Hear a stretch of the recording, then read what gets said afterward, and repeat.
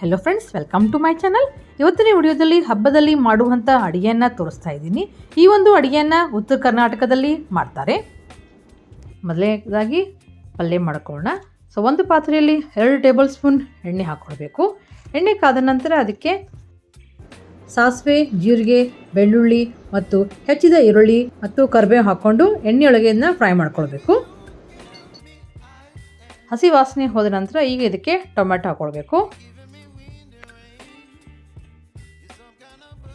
ಅರಿಶಿನ, ಖಾರ, ಗುರಳ್ ಪುಡಿ, ಶೇಂಗಾ ಪುಡಿ ಹಾಕ್ಕೊಂಡು ಮತ್ತೊಂದು ಸಲ ಚೆನ್ನಾಗಿ ಕಲಿಸ್ಕೊಳ್ಳಿ. ಈಗ ಇದಕ್ಕೆ ರುಚಿಗೆ ತಕ್ಕಷ್ಟು ಉಪ್ಪು ಹಾಕ್ಕೊಳ್ಬೇಕು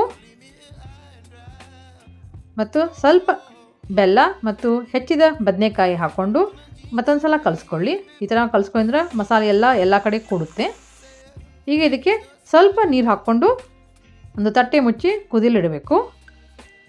ಈಗ ಸಾರು ಮಾಡ್ಕೊಳ್ಳೋಣ. ಒಂದು ಪಾತ್ರೆಯಲ್ಲಿ 2 ಟೇಬಲ್ ಸ್ಪೂನ್ ಎಣ್ಣೆ, ಜೀರಿಗೆ, ಕರಿಬೇವು, ಒಂದು ದೊಡ್ಡ ಹೆಚ್ಚಿದ ಈರುಳ್ಳಿ ಮತ್ತು ಜೀರಿಗೆ ಹಾಕ್ಕೊಂಡು ಹಸಿ ವಾಸನೆ ಹೋಗುವವರೆಗೆ ಇದನ್ನು ಹುರ್ಕೊಳ್ಳಿ. 2 ಟೊಮೆಟೊ ಹಾಕ್ಕೊಂಡು ಎಣ್ಣೆಯೊಳಗೆ ಇದನ್ನು ಫ್ರೈ ಮಾಡ್ಕೊಳ್ಬೇಕು. ಟೊಮೆಟೊ ಈರುಳ್ಳಿ ಆರಿದ ನಂತರ ಅದನ್ನು ಮಿಕ್ಸರ್ ಹಾಕ್ಕೊಳ್ಳಿ.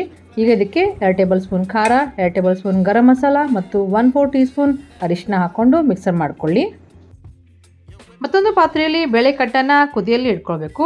ಬೇಳೆಕಟ್ಟು ಕುದ್ದ ನಂತರ ಮಿಕ್ಸರ್ ಮಾಡಿದ ಪೇಸ್ಟನ್ನು ಹಾಕ್ಕೊಳ್ಳಿ. ಈಗ ಇದಕ್ಕೆ ಹುಣಸೆ ರಸ ಹಾಕ್ಕೊಳ್ಬೇಕು ಮತ್ತು ಸ್ವಲ್ಪ ಬೆಲ್ಲ ಹಾಕ್ಕೊಂಡು ಇದನ್ನು ಕುದಿಯಲ್ಲಿ ಇಡಬೇಕು. ಈಗ ಇದು ಚೆನ್ನಾಗಿ ಕುದೀತಾ ಇದೆ. ಈ ಕಡೆ ಕೂಡ ಈರುಳ್ಳಿ ಬಜಿ ಆಗ್ತಾ ಇದೆ. ಈ ಕುದ್ದ ನಂತರ ಈಗ ಇದಕ್ಕೆ ಸಣ್ಣಗೆ ಹೆಚ್ಚಿದ ಕೊತ್ತಂಬರಿ ಹಾಕ್ಕೊಳ್ಬೇಕು. ಕಟ್ಟಿನ ಸಾರು ರೆಡಿಯಾಗಿದೆ.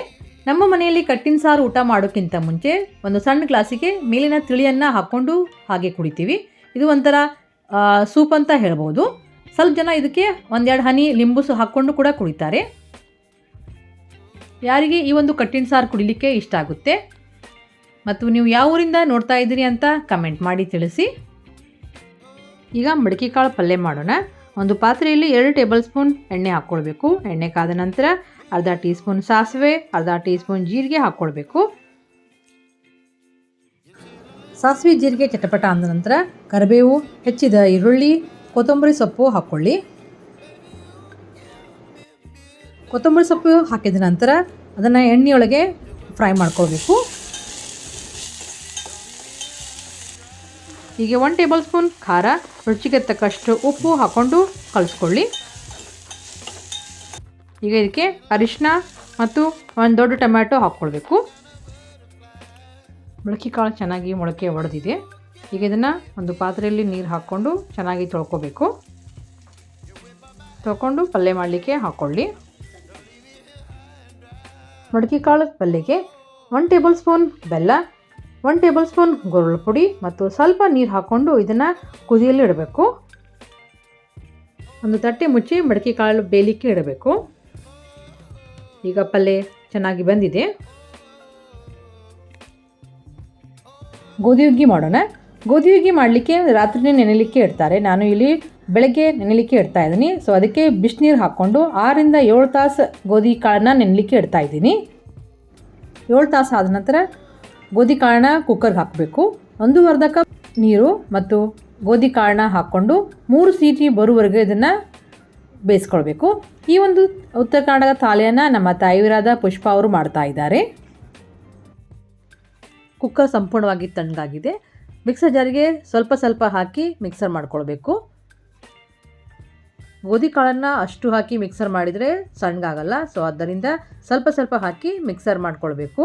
ಒಂದು ಪಾತ್ರೆಯಲ್ಲಿ 4 ಟೇಬಲ್ ಸ್ಪೂನ್ ಗಸಗಸೆ ಹಾಕ್ಕೊಂಡು ಗ್ಯಾಸನ್ನು ಸಣ್ಣ ಇಟ್ಕೊಂಡು ಇದನ್ನು ಹುರ್ಕೊಂಡು ಇಟ್ಕೊಳ್ಬೇಕು.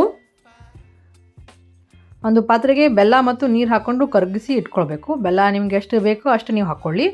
ಬೆಲ್ಲ ಕುದ್ದ ನಂತರ ಒಣ ಕೊಬ್ಬರಿ ಹಾಕ್ಕೊಳ್ಬೇಕು. ನಾನಿಲ್ಲಿ ಅರ್ಧ ಕಪ್ ಒಣ ಕೊಬ್ಬರಿ ಮತ್ತು ಏಲಕ್ಕಿ ಪೌಡರ್ ಹಾಕ್ಕೊಂಡು ಕುದಿಸಲಿಕ್ಕೆ ಇಟ್ಕೊಳ್ಬೇಕು. ಕುದ್ದಾದ ನಂತರ ಮಿಕ್ಸರ್ ಮಾಡಿದ ಗೋಧಿ ಹುಗ್ಗಿಯನ್ನು ಹಾಕ್ಕೊಂಡು ಕುದಿಲಿಕ್ಕೆ ಇಡಬೇಕು. ಒಂದು ಕನ್ಸಿಸ್ಟೆನ್ಸಿ ನೋಡಿಕೊಂಡು ನೀರು ಹಾಕ್ಕೊಳ್ಬೇಕು. ನಾನಿಲ್ಲಿ 1 ಕಪ್ ನೀರು ಹಾಕ್ಕೊಂಡಿದ್ದೀನಿ ಮತ್ತು ಹುರಿದ ಗಸಗಸೆಯನ್ನು ಹಾಕ್ಕೊಂಡು ಚೆನ್ನಾಗಿ ಕುದಿಸ್ಕೊಳ್ಬೇಕು.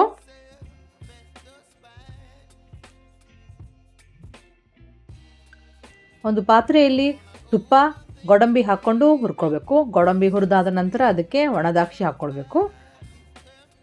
ಒಣ ದ್ರಾಕ್ಷಿ ಸಂಪೂರ್ಣವಾಗಿ ತುಪ್ಪದಲ್ಲಿ ಹುರಿದಾದ ನಂತರ ಇದನ್ನು ಗೋಧಿ ಹುಗ್ಗಿಗೆ ಹಾಕ್ಕೊಳ್ಬೇಕು.